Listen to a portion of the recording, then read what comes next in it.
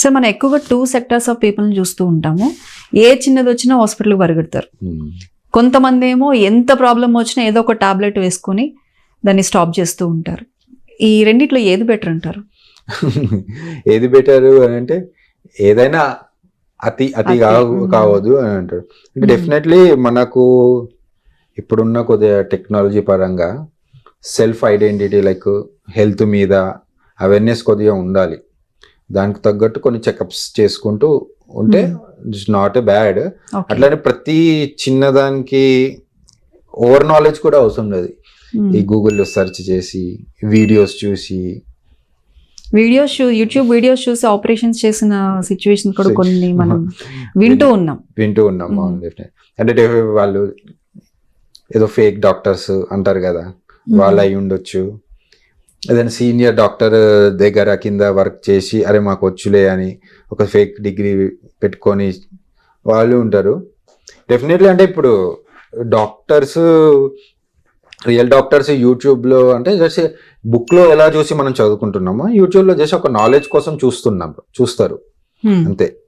అట్లని పెట్టుకొని ఆపరేషన్ థియేటర్లో వీడియో పెట్టుకొని చేయడం లాంటివి అయితే చేయరు. అలా జరగదు. అది చేసే వాళ్ళు ఉంటే వాళ్ళు they are not actual doctors. So fake doctors వాళ్ళు చేస్తారు. Real doctor won't do that. Sir ఏదైనా మన డయాగ్నోస్టిక్ సెంటర్కి వెళ్తే అక్కడ రిఫరెన్స్ ఉంటుంది, so called RMP doctor or MD or MBBS doctor అని. కానీ ఇప్పుడు ఏంటంటే ఓన్ అనమాట. మనకి ఏదైనా చిన్నది వస్తే మనమే ఓకే చెస్ట్లో పెయిన్ వస్తుందా ఈసీజీ తీయించుకుందాం, హెడేక్ వస్తుందా ఎంఆర్ఐ తీయించుకుందాం, ఇలా ఎవరి కాళ్ళు ఓన్గా కూడా వెళ్ళిపోయి టెస్టులు చేయించుకునే పరిస్థితి మనం చూస్తున్నాం. ఆఫ్టర్ కరోనా ఇది ఇంకా ఎక్కువ అయిపోయింది. మీ దగ్గర కూడా డెఫినెట్గా అలాంటి కేసెస్ వచ్చినాయండి, చాలా వస్తూ ఉంటాయి. నేను రాద్దాము అనుకున్న లోపే ఆల్రెడీ వాళ్ళు చేసేసుకొని వస్తారు. అండ్ ఆల్సో ఇప్పుడు అక్కడ ప్రాబ్లం ఏమవుతుందండి, పేషెంట్కి యాక్చువల్ ప్రాబ్లం ఉన్నప్పుడు టెస్ట్ చేస్తే దాని రిజల్ట్ వేరు ఉంటుంది. నార్మల్గా ఉన్నప్పుడు టెస్ట్ చేస్తే ఆ రిజల్ట్ వేరు ఉంటుంది. ఇప్పుడు మేము ఆ పీరియడ్ మీరు ఎలా క్యాలిక్యులేట్ చేస్తారు సార్? అంటే వాళ్ళు ఎప్పుడు చేయించుకున్నారు అనేది దాని మీద ఉంటుంది. ఈ రోజు మీ దగ్గర ఇష్యూతో వచ్చారు, ఆ టైం ఎన్ని డేస్ అయితే మీరు దాన్ని కన్సిడర్ చేసుకుంటారు, ఎట్లా ఉంటుంది? అంటే ఏమంటున్నా ప్రీవియస్ టెస్ట్ ఒక 2 weeks వరకు ఇస్ ఫైన్. 2 weeks బిఫోర్ అయిందంటే బెటర్ టు రిపీట్, అలా సజెస్ట్ చేస్తూ ఉంటాము. ఓకే సార్, మెయిన్గా మన బాడీ మీద మనకి ఎటువంటి అవేర్నెస్ ఉండాలి, మన హెల్త్ గురించి ఏ విధమైన అవేర్నెస్ ఉండాలి, ఎటువంటి లైఫ్ స్టైల్ మనం అలవర్చుకోవాలి డైలీ రొటీన్లో? ఇప్పుడున్న మెయిన్ ఇష్యూస్ ఏముందంటే ఒబేసిటీ ఒకటి, ఈ ఫుడ్ హ్యాబిట్స్. ఎంతసేపు మనం స్మోకింగ్ డ్రింకింగ్ అనుకుంటాం కానీ అవన్నీ ఒకప్పుడు ఇప్పుడు ఆ స్మోకింగ్ డ్రింకింగ్ కూడా బీట్ చేసి మనం తీసుకునే eating habits, food habits, junk foods కానీ uneven times, midnight exactly అదే అండి.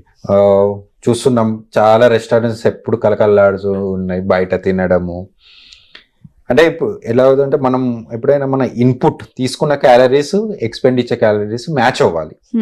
అవి మ్యాచ్ అవ్వకపోతే అన్ని ఫ్యాట్ చేరిపోవడం, ఒబేసిటీ రావడం, దీనివల్ల మనకు స్ట్రోక్స్, కొలెస్ట్రాల్ లెవెల్స్ పెరిగిపోవడము, యంగ్ పేషెంట్స్కి పెరాలసిస్ రావడం కానీ, హార్ట్ అటాక్స్ రావడం కానీ, ఇవి ఒక్కసారి వాళ్ళు ఐడెంటిఫై చేసుకోవాలి. అంటే మాకెందుకు వచ్చింది అనేది ఒక్కటి ఐడెంటిఫై చేసుకుంటే, ఒక పర్సన్ని ఒకసారి చేసుకునే ఒక డేలో నేను ఎన్నిసార్లు టీ తాగుతున్నా, ఎన్నిసార్లు కాఫీ తాగుతున్నా, ఏం తింటున్నాను, ఏం తీసుకుంటున్నాను అన్ని కొద్దిగా ఐడెంటిఫై చేసుకుంటే ఓకే కొద్ది ఇవన్నిటి నుంచి మనం కాపాడుకోవచ్చు. Healthy diet habits. Okay sir, ఎన్ని మల్టీ స్పెషాలిటీస్ వచ్చేసినా కూడా ఎంబీబీఎస్ అంటే ఆ క్రేజ్, ఆ మార్క్ అలా సెట్ చేసేసింది ఇప్పటికీ కూడా. మీరేమంటారు అసలు, ఎందుకు ఇప్పటికీ అదే క్రేజ్ ఎందుకు రన్ అవుతుంది? అది డెఫినెట్లీ ఎందుకంటే ఒక హెల్త్ కేర్ అనేది లైక్ ఇట్స్ బేసిక్ నీడ్, ప్రతి ఒక్కరికి కావాలి. ఇది హెల్త్ కేర్, హెల్త్ ఏమంటే ట్రీట్మెంట్ అనేది ఒక high socio economic status, rich పీపులే తీసుకోవాలి, కొద్దిగా పూర్ పీపుల్ తీసుకోవద్దని లేదు, ఈచ్ అండ్ ఎవ్రీ వన్కి కావాలి. అండ్ ఆల్సో ఇప్పుడున్న పాపులేషన్ పెరిగే కొద్దీ నంబర్ ఆఫ్ డిసీజెస్ పెరుగుతుంది. And also at the same time అంత పాపులేషన్ క్యాటర్ చేయడానికి అంత డాక్టర్స్ కూడా కావాలి. ఈవెన్ ఇండియాలో ఇప్పటికీ కూడా పేషెంట్ డాక్టర్ రేషియో అనేది మిస్ మ్యాచ్ అయి ఉంటుంది. సో దానివల్ల అందుకే ఈ మధ్య మనం చూస్తున్నాం నంబర్ ఆఫ్ మెడికల్ కాలేజెస్ పెరగడము. అండ్ ఆల్సో ఇంపార్టెన్స్ మన కరోనా టైంలో తెలిసింది, స్కేర్సిటీ ఆఫ్ డాక్టర్స్. అప్పటికి ఒక్కొక్క డాక్టర్స్ ని ఎక్కడి నుండో తీసుకొచ్చి డాక్టర్స్ కావాలి అని అప్పుడు తెలిసింది డాక్టర్స్ అంటే ఈ రేషియో సరిపోదు అని. అందుకే ఇప్పుడు maybe one of the reasons ఇప్పుడు మెడికల్ కాలేజెస్ చాలా పెరిగిపోవడం అంటే నంబర్ ఆఫ్ ఎంబీబీఎస్ డాక్టర్స్ ని బయటకు తీసుకురావడం అదేం. And at the same time తీసుకొస్తే కొద్దిగా స్ప్రెడ్ అవుతారు పెరిఫరీ దాకా కూడా, కొద్దిగా విలేజెస్ దాకా కూడా వెళ్ళి అక్కడ కొద్దిగా మంచి సర్వీసెస్ ఇవ్వడానికి. ఇవన్నీ వన్ ఆఫ్ ద రీజన్స్ ఇన్ని పెరగడానికి.